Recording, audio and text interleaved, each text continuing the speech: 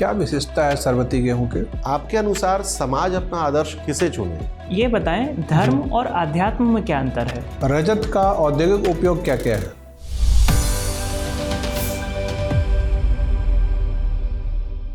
Sir नमस्कार। नमस्ते, बैठ जाइए रजत। Thank you sir. ठीक है, कंफर्टेबल फील कर रहे हैं आप? जी सर। ओके, तो अपने बारे में बताइए। आपका फॉर्म देखने से लग रहा है कि आपका चयन नायब तहसीलदार के रूप में भी हो गया है। जी सर। लेकिन आप अभी जिला संयोजक के रूप में कार्य कर रहे हैं। जी सर। नायब तहसीलदार वाला क्यों नहीं ज्वाइन किया? अच्छा, वो वही पद है? नहीं सर, जिला संयोजक में सर मैं अभी 2019 में जो हाल ही में रिजल्ट आया था, ठीक है, उससे कार्य कर रहा हूँ सर। ओके, तो 18 वाला ज्वाइन नहीं किया? 18 में मैं 5 साल नायब तहसीलदार रहा सर। आप रह चुके हैं, अनुभव आपके पास है। ठीक है जी। तो अब आप जनजातीय कार्य विभाग दमोह में नियुक्त हैं। आपने इलेक्ट्रॉनिक और कम्युनिकेशन इंजीनियरिंग भी की है। जी सर। और आपने और भी कुछ प्रशिक्षण आकाशवाणी में भी प्रशिक्षण लिया है। जी सर। वो किस तरह का प्रशिक्षण था? सर इंजीनियरिंग ग्रेजुएशन के दौरान एक मेजर ट्रेनिंग और माइनर ट्रेनिंग होती है, तो 15 और 30 दिवस की रेडियो कम्युनिकेशन की ट्रेनिंग दी हुई है सर। अच्छा, आपने इंटर्नशिप एक तरह से जी वहाँ की थी। और इसके अलावा आपने और कौन कौन सा पढ़ाई किया है? आपने कुछ और भी मेंशन किया है, COMSMIT, ये क्या है? सर ये नायब तहसीलदार के प्रशिक्षण के दौरान जो लोक सेवा प्रदायगी होती है उससे संबंधित प्रशिक्षण होता है सर। अच्छा जी सर। ठीक है, तो अब आप नायब तहसीलदार 5 साल रह चुके हैं, जिला संयोजक हैं। किस कार्य में आपको ज़्यादा संतोष मिल रहा है?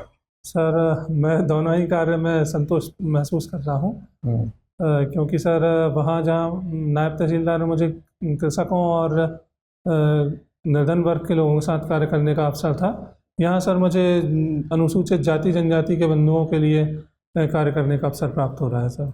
तो चूँकि आपने 5 साल तक नायब तहसीलदार का काम किया है, आप बेहतर स्थिति में हैं ये बताने के लिए जी कि अभी सरकार जो डिजिटलाइजेशन का कार्यक्रम चला रही है जी, उसमें मध्य प्रदेश में कहाँ तक सफलता मिल गई है और क्या क्या अभी काम बचे हैं? सर मध्य प्रदेश में यदि डिजिटलाइजेशन की बात की जाए तो राजस्व विभाग में बहुत हद तक सफल है। इसमें प्रकरण दर्ज करने के लिए RCMS का प्रयोग होता है, रेवेन्यू केस मैनेजमेंट सिस्टम। और सर जो भी खसरा खतौनी की एंट्री होती हैं वो भी सब ऑनलाइन MP भू अभिलेख के माध्यम से होती हैं। और सर जो कृषि कार्य की अन्य एंट्रियाँ होती हैं, जैसे सर गिरदावरी की एंट्री, वो भी सर सारा ऐप के माध्यम से होती है।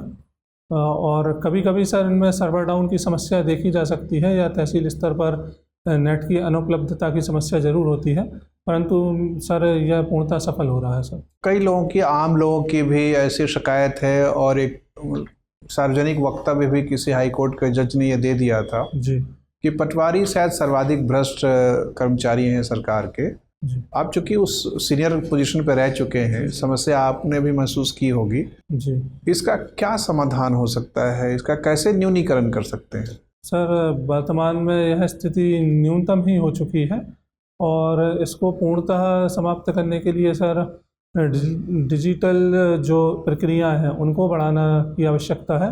और इसमें सर सरकारी तंत्र के साथ जनता को भी डिजिटल लिटरेसी की आवश्यकता है। सरकार के द्वारा सभी प्रकार के प्रयास किए जा रहे हैं, परंतु जनता में डिजिटल जागरूकता ना होने के कारण अभी वो उनकी पहुंच से कुछ हद तक दूर रह गए हैं सर। ठीक है जी सर। कृषि के क्षेत्र में मध्य प्रदेश ने बड़ी अच्छी प्रगति की है जी सर। गेहूं का उत्पादन बहुत तेजी से बढ़ा है जी। श्री अन्न के उत्पादन में भी उल्लेखनीय वृद्धि हो रही है जी सर। फल और सब्जी का उत्पादन भी बढ़ा है जी। आप जिस इलाके में पोस्टेड रहे हैं जी, वहाँ किस फसल की खेती पर विशेष बल था और क्या उपलब्धियाँ रही? सर मैं सागर ज़िले में पदस्थ रहा हूँ और सर सागर ज़िले में ज़्यादातर गेहूँ और सर सोयाबीन की उपज होती है। और सागर का जो खुरई क्षेत्र का सरबती गेहूँ है वह सर विश्व में सभी जगह आयात होता है सर। क्या विशेषता है सरबती गेहूँ के? सर एक तो सर इसका जो स्वाद होता है वह अन्य गेहूँ की तुलना में अच्छा होता है। क्यों ऐसा अच्छा होता है? सर इसका कारण सर जलवायु हो सकता है, वहाँ की मृदा और वायु के कारण सर इसके स्वाद में अंतर होता है। क्या उस गेहूँ के अंदर कोई ऐसा विशेष तत्व पाया जाता है जिससे उसका स्वाद अच्छा हो जाता है? सॉरी सर, कोई बात नहीं, ठीक है। तो अभी सरकार कोदो कुटकी के उत्पादन को बढ़ावा देने की कोशिश कर रही है जी। क्या सागर जिले में भी इस फसल का उत्पादन होता है? सॉरी सर, अभी मुझे इसके बारे में जानकारी नहीं कोदो के बारे में सुना नहीं है? नहीं सुना है सर। कोदो एक फसल है जो जी। मोटा अनाज माना जाता है, जिसको श्री अन्न माना जाता है। कोई बात नहीं, ठीक है रजत, दूसरे सदस्य आपसे सवाल पूछेंगे। रजत जी, जी सर। आपने अपनी रुचियों में लिखा है जी कि आप लोगों को प्रोत्साहित करते हैं जी सर। और रोजगार उन्मुखी दिशा देते हैं। जी सर।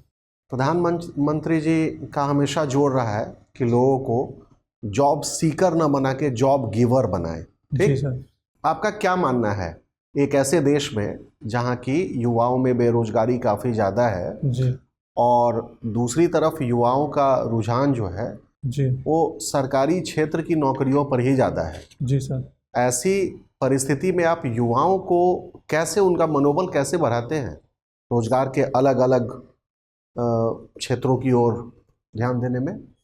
सर, इसके लिए मैं प्रयोगशाला, जब तकनीशियन के पद पर पॉलिटेक्निक कॉलेज में जब कार्यरत था, हाँ, तो मेरा जुड़ाव छात्रों से हुआ और वहाँ अलग अलग स्ट्रीम के छात्र मेरी MPPSC में जब मैं सफल होता रहा तो मुझसे जुड़े, तो वहीं से इस बात की शुरुआत हुई और मैं उनकी स्ट्रीम और उनकी रुचियों के माध्यम से पहला प्रयास तो यही करता था कि वे करियर में एक उचित ग्रेजुएशन कर सकें और उसके बाद उससे उनको क्या रोज़गार हो सकता है, वे खुद एक रोज़गार को खड़ा कर सकते हैं या वो किसी अन्य कंपनी में जाके या कोई सरकारी उपक्रम में जाकर रोज़गार हासिल कर सकते हैं। इस प्रकार से मैं उनकी एक करियर काउंसलिंग का प्रयास करता रहा और यही सर मैं फिर आगे बढ़ाते हुए नायब तहसीलदार के पद पर रहते हुए मैंने लोगों को और छात्रों को प्रोत्साहित किया और वर्तमान में भी सर मैं जनजातीय कार्यभाग में हॉस्टलों का निरीक्षण करने जब जाता हूँ तो वहाँ छात्रों से मिलता हूँ और उनसे उनकी रुचियाँ जानकर और उनका मनोबल बढ़ाने का प्रयास करता हूँ। जी सर। इंडस्ट्री के कई जो लीडर्स हैं, जी सर। उन्होंने इस बात पर लगातार कंसर्न व्यक्त की है जी कि इंजीनियर्स जो निकल रहे हैं, जो पास आउट्स हो रहे हैं, जी उनकी क्वालिटी बहुत अच्छी नहीं है। जी उनकी जो एम्प्लॉयबिलिटी है जी उससे रिलेटेड बहुत सारे कंसर्न उन्होंने जी जारी किए हैं। इंजीनियरिंग के करिकुलम में जी वो कौन कौन से चेंज किए जाएं, कौन कौन से परिवर्तन किए जाएं जी ताकि हमारे जो इंजीनियर्स हैं जी और इंडस्ट्री की जो डिमांड है, इन दोनों के बीच के गैप को हम दूर कर पाएं। जी सर। सर, इसके लिए जो प्रथम प्रयास होना चाहिए वह शिक्षा सैद्धांतिक ना होकर स्किल आधारित, कौशल आधारित होना चाहिए और क्लासों से ज़्यादा वक्त सर प्रयोगशालाओं और वर्कशॉप में दिया जाना चाहिए और इसके लिए सर एक इंफ्रास्ट्रक्चर चेन डेवलप होनी चाहिए कि यदि किसी कॉलेज में एक वर्कशॉप का उतना बड़ा इंफ्रा नहीं है तो एक ग्रुप ऑफ कॉलेज का निर्माण हो जहां वो आपस में समन्वय कर और अपनी वर्कशॉप को शेयर करें जिससे छात्रों को अधिक से अधिक प्रायोगिक कार्यों में सहायता मिल सके। ठीक है, आप सागर जिले से हैं, आपने जिक्र किया कि आपके यहाँ का जो गेहूं है वो बड़ा प्रसिद्ध है। जी। गेहूं की कीमतों में पिछले 2-3 सालों में एक तरीके से उछाल देखा गया है। जी। इस तात्कालिक उछाल के कारण क्या है? 2-3 सालों में जो उछाल देखा गया है, पिछले 2 सालों की बात करें, 2.5 साल। हाँ सर, इसका एक मुझे मुख्य कारण जो समझ में आता है वह रूस यूक्रेन युद्ध है। रूस यूक्रेन युद्ध के कारण जो यूक्रेन से गेहूं का संपूर्ण विश्व में निर्यात होता था वह कम हो गया है, जिस कारण से सर सभी देशों पर कहीं ना कहीं दबाव पड़ा है। भारत सरकार ने इस संबंध में कौन से कदम उठाए हैं गेहूं की कीमतों को स्थिर रखने के लिए? सर, पहला तो सरकार का प्रयास है कि कालाबाजारी को रोका जाए और PDS सिस्टम को उचित ढंग से प्रयोग किया जाए। इसके लिए मध्य प्रदेश सरकार ने सर एक योजना भी चलाई हुई थी, मैं उसको भी रिकॉल नहीं कर पा रहा हूँ, अन्न दूत योजना। एक कदम जो भारत सरकार ने उठाया वो ये कि गेहूं पर उन्होंने निर्यात टैक्स लगाया, निर्यात शुल्क लगाया। जी। क्या ये संभव है कि आयात शुल्क के साथ निर्यात शुल्क भी लगे? ये तो हमारे निर्यात को और महंगा कर देगा बाहर के बाजारों में। जी। हमारी तो प्राथमिकता है ज़्यादा से ज़्यादा निर्यात करना। किन परिस्थितियों में निर्यात शुल्क लगाया जाता है? सर, जो देश काल की महंगाई की परिस्थितियां हैं उनको नियंत्रित करने के लिए सर निर्यात शुल्क लगाया जाता है, और जो विदेशों से आयात होने वाला जो सामग्री है उसको हतोत्साहित करने का यह प्रयास रहता है। ठीक है, ठीक है जी आपको समाज रत्न पुरस्कार भी मिला जी है। सर। हम आपसे जानना चाहेंगे जी कि हमारे समाज में अक्सर इस बात की शिकायतें की जाती है कि हमने आदर्श जो अपने चुन रखे हैं जी वो कई बार गलत आदर्श हमने चुने हैं और इससे जी। समाज को सही दिशा नहीं मिल पा रही है। जी आपके अनुसार समाज अपना आदर्श किसे चुने? सर, मेरा मानना है कि समाज को अपना आदर्श ऐसे व्यक्ति को बनाना चाहिए जो एक पथ प्रेरक के रूप में हो, और साथ ही उसने भी कुछ ऐसे प्रायोगिक कार्य किए हों जिनसे आगामी पीढ़ी को स्पष्ट लाभ दिखाई देता हो सर। ठीक है, मेरा अंतिम सवाल है जी कि आपकी अभिरुचि ये भी है लोगों को प्रोत्साहित करना, ठीक? जी आप अपने जीवन से जी लोगों को कैसे प्रोत्साहित करेंगे? अपने जीवन की शिक्षाओं से, अपने जी। जीवन के संघर्षों से जी लोगों को खासकर युवाओं को कैसे प्रोत्साहित करेंगे? सर, मैंने जो उपलब्धियां प्राप्त की हैं उनको मैं युवाओं को एक माइलस्टोन के रूप में दिखाना चाहता हूं कि मैं विभिन्न चुनौतियों के बाद भी 3 जॉब को प्राप्त कर पाया हूं, तो क्या वो एक नौकरी को प्राप्त नहीं कर सकते सर? ठीक है, धन्यवाद रजत जी। अब हमारे दूसरे माननीय सदस्य सवाल पूछेंगे। रजत, आपने धार्मिक पर्यटन के बारे में सुना है? जी सर। क्या होता है ये? सर, धार्मिक पर्यटन ऐसा क्षेत्र जो किसी एक विशेष धर्म से जुड़े हुए पर्यटन स्थल होते हैं, उनमें एक सर्किट या कॉरिडोर के माध्यम से उनका विकास करना है सर। ठीक है। एक और संबंधित व्यवस्था है जिसे हम आध्यात्मिक पर्यटन कहते हैं। जी। क्या ये धार्मिक पर्यटन जैसा ही है या उससे कुछ अलग है? नहीं सर, मैं जो समझ पा रहा हूँ उस हिसाब से आध्यात्मिक पर्यटन एक वर्चुअल टर्म है, जबकि धार्मिक पर्यटन फिजिकल है सर। ठीक है, ये बताएं धर्म और आध्यात्म में क्या अंतर है? सर, धर्म का क्षेत्र एक संकुचित होता है और आध्यात्म एक विस्तृत क्षेत्र होता है।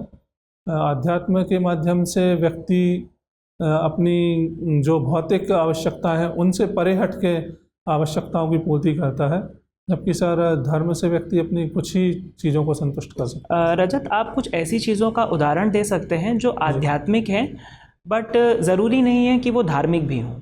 सर, जैसा कि भारत का ही ध्येय वाक्य है वसुधैव कुटुंबकम, तो यह सर हिंदू धर्म में जो व्याप्त परंपराएं हैं, सहिष्णुता है और सर्वधर्म संभाव है, यह सर एक आध्यात्मवाद की ही देन है जो हमें वेदों से प्राप्त होती है, जबकि धर्म सर सिर्फ देवी देवताओं का पूजन या अपनी कुछ सांस्कृतिक मान्यताओं से जुड़ा हुआ है सर। ठीक है, ठीक बता रहे हैं आप।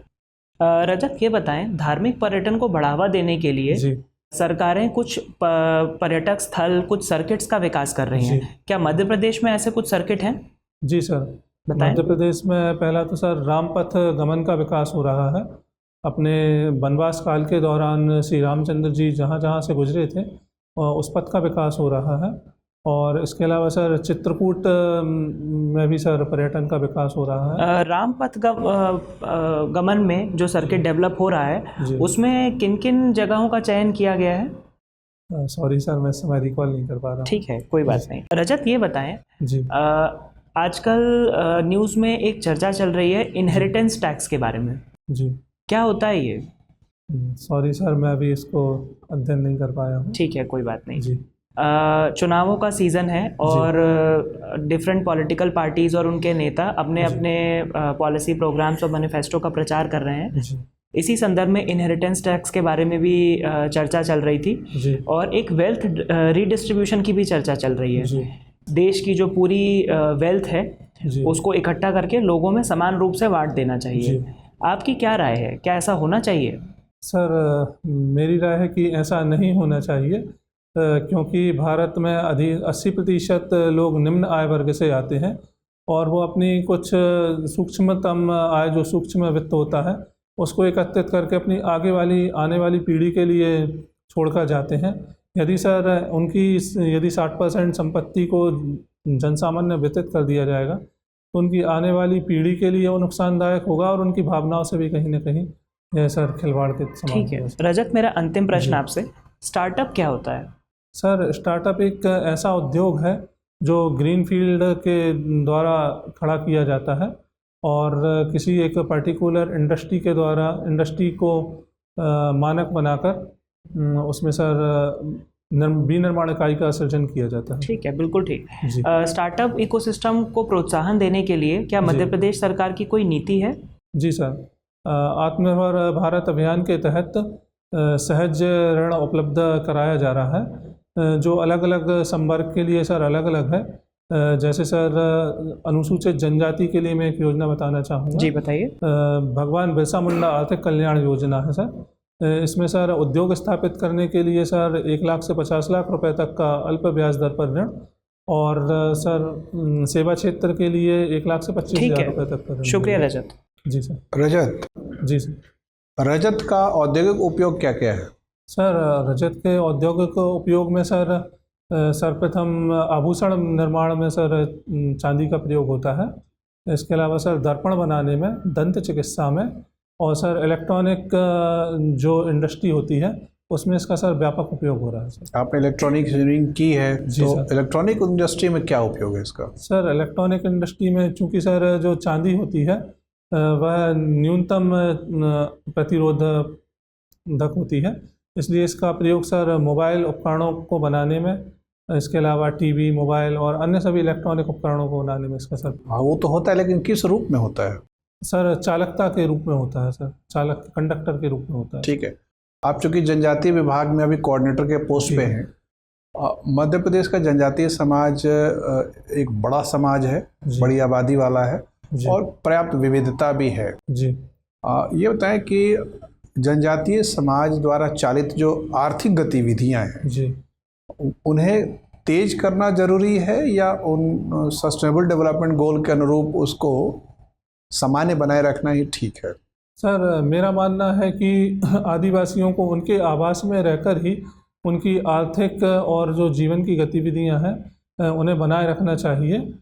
इसलिए सर जो उनकी आर्थिक गतिविधियां हैं उनको सर निरंतर जारी रखना चाहिए, और उसके साथ सर इस बात का भी ध्यान रखना चाहिए कि कहीं ना कहीं पर्यावरण को उससे कोई हानि ना हो सर। ठीक है। अभी मध्य प्रदेश की सरकार ने जो आर्थिक सर्वेक्षण प्रकाशित किया है जी, उसमें एकात्म अर्थव्यवस्था के विकास पर बल दिया है। जी सर। क्या है ये एकात्म अर्थव्यवस्था? सॉरी सर, मैं भी इस पर ध्यान नहीं दिया है, कोई बात नहीं। जी। जनजातीय समाज से बहुत सारी महिलाओं ने क्रांति में भूमिका निभाई है, योद्धा रही हैं जी, और वीरांगनाएं हैं जी। कुछ के नाम बताइए। जी सर, पहला तो सर रानी कमलापति, गौड़ रानी दुर्गावती और सर रानी अवंती बाई। अच्छा, रानी दुर्गावती और रानी कमला में कोई संबंध था? जी सर, ये सर एक ही पीढ़ी की थी। जो रानी दुर्गावती थी उन्हीं की वंशज रानी कमलापति थी। उन्हीं की वंशज थी जी, या उन्हीं के परिवार के सदस्य थी? सर मतलब मुझे जो याद आ रहा है उनकी वंशज थी सर। अच्छा, ठीक है। जी। तो क्या वीरता दिखाई थी रानी दुर्गावती ने? सर रानी दुर्गावती ने सर अकबर से युद्ध किया था, और जो अकबर के सेनापति थे उनके साथ सर 15 बार लड़ाई की थी सर। सेना का नेतृत्व तो स्वयं करती थी? जी सर। अच्छा, अवंती बाई की क्या भूमिका थी? अवंती बाई ने सर 1857 की क्रांति में अपनी महती भूमिका निभाई थी, और उन्होंने जबलपुर क्षेत्र में क्रांति का आगाज किया था। अंग्रेजों के ज़माने में जी, आदिवासियों की संपत्ति, सभी क्रांतिकारियों की संपत्ति जब्त कर ली गई थी। जी, आपको लगता है कि अब आज़ादी मिल गई है तो जो संपत्तियां उनकी अंग्रेजों ने जब्त की थी जी, हमें उन्हें लौटाना चाहिए?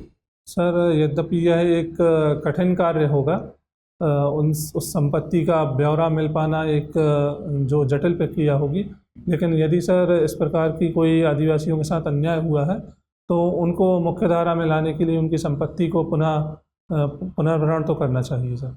ठीक है रजत, आपका इंटरव्यू हो गया, आप जा सकते हैं। जी सर, थैंक यू।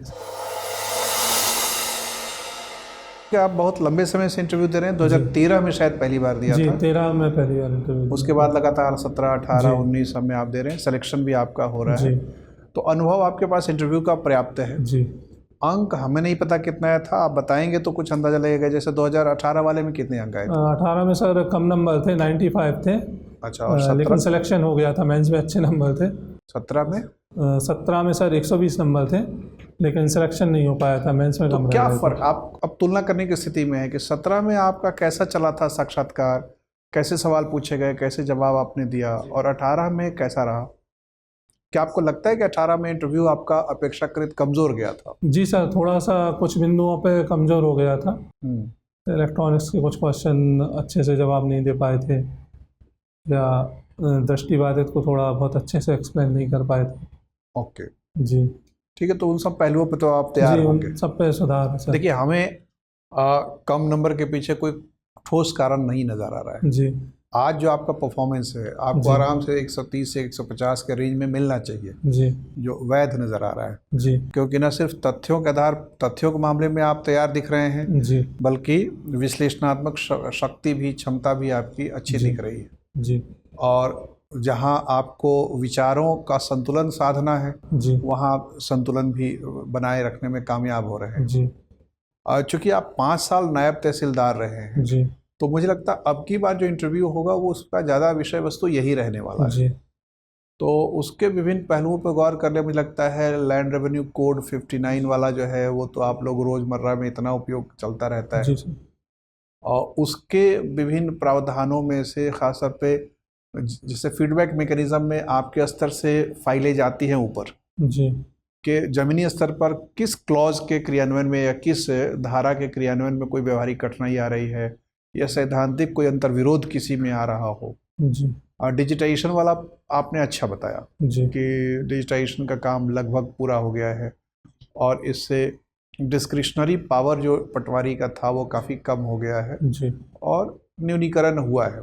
जी हालांकि शिकायतें अभी भी आ रही हैं सार्वजनिक तौर पर, क्योंकि आदतें कई बार सिस्टमेटाइज हो जाती हैं, जी और आदत बदलने में थोड़ा सा वक्त लगता है। जी वहाँ पर आप थोड़ा सा क्रिएटिव होकर कुछ और उपाय सोच सकते हैं। डिजिटाइजेशन तो ठीक है, जी लेकिन कई बार ये होता है कि हम एक पूरे कार्यालय में एक ऐसा अनुकूल माहौल बनाएं जिसपे कि आदमी को ईमानदारी से कार्य करने की प्रेरणा मिले, उसको एक सामाजिक पुरस्कार मिले। जी जैसे आपको मिला समाज रत्न पुरस्कार, जी तो आपको व्यक्तिगत अनुभव है कि इस तरह का पुरस्कार मिलने से इंसान का मनोबल बढ़ता है। जी तो अगर आप कनिष्ठ जो आपके सहयोगी हैं, जी और ये आप जानते हैं कि कोई भी आदमी जो काम करता है उसके संतोष के मुख्यतः 3 बड़े कारण होते हैं। जी एक होता है कि उसको गुजारा भत्ता, सम्मानजनक जीवन जीने के लिए जो आर्थिक संपदा है जी वो मिल रही है कि नहीं। जी लेकिन इससे ज़्यादा ज़रूरी होता है कि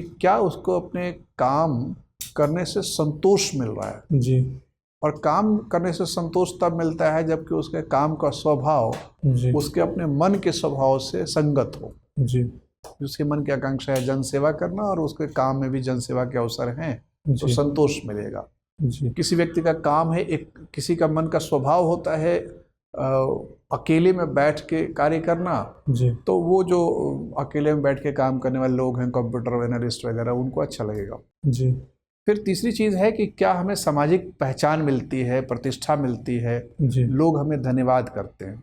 जी कई लोगों को इसकी ज़रूरत नहीं होती। कई लोग आप देखेंगे कि उनको पुरस्कार मिले ना मिले, जी वो अपने धुन के पक्के होते हैं, अपने धुन में काम करते हैं, जी सेल्फ मोटिवेटेड लोग होते हैं। जी लेकिन कई लोगों को मोटिवेशन बाहर से चाहिए। जी तो आप जब सीनियर अधिकारी होते हैं तो अपने कनिष्ठ अधिकारियों को बाहर से रोजाना मोटिवेट करते रहना, जी। या वीकली रिव्यू करते रहना, जी उनके अच्छे प्रयासों को प्रशंसा द्वारा ही, ऐसा नहीं कि उनको कुछ पैसे देने, पैसा तो जी। उनको वेतन वगैरह मिल ही रहा, जी उनको हौसला अफजाई के लिए। जी मेरे कहने का भाव सिर्फ ये है कि डिजिटाइजेशन एक तरीका है जी अनियमितताओं को कम करने का, लेकिन इसके अलावा 2-3 और उपाय जी आप सोच के रखिए, क्योंकि आप एक सीनियर पोजीशन पे रह चुके हैं, जी कल को आप और ऊपर जाना चाह रहे हैं, जी तो आपकी दावेदारी को पुख्ता आधार मिलता है, जबकि जहां आप रहे हैं जी वो काम आपने क्रिएटिव थिंकिंग के साथ किया हो। जी तो मुझे लगता है कि थोड़ा सा वहाँ पर और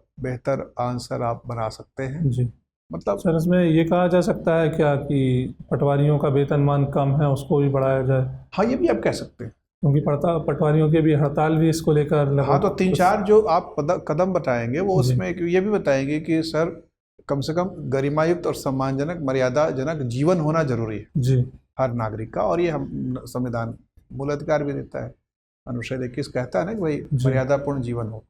तो महंगाई बढ़ गई है, जीवन लागत व्यय बढ़ गया है, मर्यादापूर्ण जीवन वो जिएंगे, पारिवारिक जीवन उनको जीना है, कोई अकेला सन्यासी का जीवन तो जीना नहीं है। तो आप कह सकते हैं कि उनके वेतन भत्तों में भी समीक्षा होनी चाहिए और उसको संगत, आज के कीमतों के संगत बनाना चाहिए, ये भी कह सकते हैं। तो मतलब किसी के मनोबल के कारण सामाजिक पहचान है, विभाग के अंदर उसकी प्रतिष्ठा है, वर्क कल्चर होता है, उसी से संबंधित फिर बात छिड़ेगी श्रम संहिताओं की, लेबर कोड 1, 2, 3, 4, सामाजिक सुरक्षा की सुविधा हो, वर्क कल्चर, तो लेबर कोड एक बार पढ़ लीजिएगा, तीनों चारों, उसको भी आप इन्वॉल्व करके बता सकते हैं।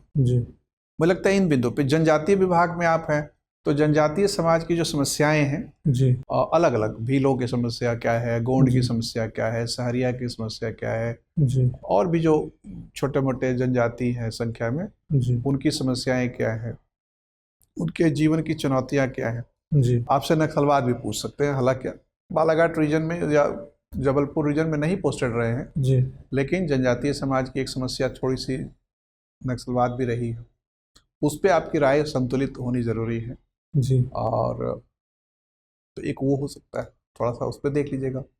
मतलब मुझे लगता है इसमें 1-2 घंटे समय देने की जरूरत है। आपके पास इंफॉर्मेशन तो एक्सेसिबल है, ये सब अनुमानित विषय मुझे लग रहा है। जवाब आपके सामान्यतः अच्छे हैं, मैं सिर्फ ये बता रहा हूँ कि उन अच्छे को और बेहतर कैसे बना सकते, वो खास तौर पे पटवारी वाले प्रश्न पे, या जनजातीय समाज को और सुखद कैसे बना सकते हैं। तो उसमें आपसे कुछ अपेक्षा रखी जाए कि आप थोड़ा सा क्रिएटिव आइडिया दें, कुछ नया विचार दें। तो सोचिएगा कि नया क्या बात मैं कह सकता हूँ। ठीक है, चलिए और कोई सर। धर्म पे जो आपने पूछा था उसके आंसर ठीक है, बैलेंस्ड है। और जहाँ कंट्रोवर्शियल क्वेश्चन पूछे जाएं वहाँ पे जहाँ तक संभव हो एक न्यूट्रल स्टैंड मेंटेन करने की कोशिश करिए, और इतना वो बोर्ड मेंबर्स भी समझते हैं, वो अननेसेसरली पुश नहीं करेंगे। ठीक है, तो थोड़ा सा हॉबी पे और उसका आंसर सेटिस्फैक्ट्री। हॉबी पर आपने ठीक बोला है, हॉबी मेनली आपसे यही सब पूछा जाएगा कि लोगों के मनोबल को आप कैसे बढ़ाएंगे, क्योंकि आप तो खुद ही लिविंग लेजेंड हैं, आपसे खुद ही लोगों को प्रेरणा मिलेगी। दूसरा, आप जो लोगों को रोजगार परक के शिक्षाओं के लिए जो बढ़ावा देते हैं, उसमें थोड़ा सा आपको ये जानना होगा कि रोजगार को लेके अभी स्थिति क्या है, रोजगार लोगों को नहीं मिल पा रहा है, इसके कारण क्या है।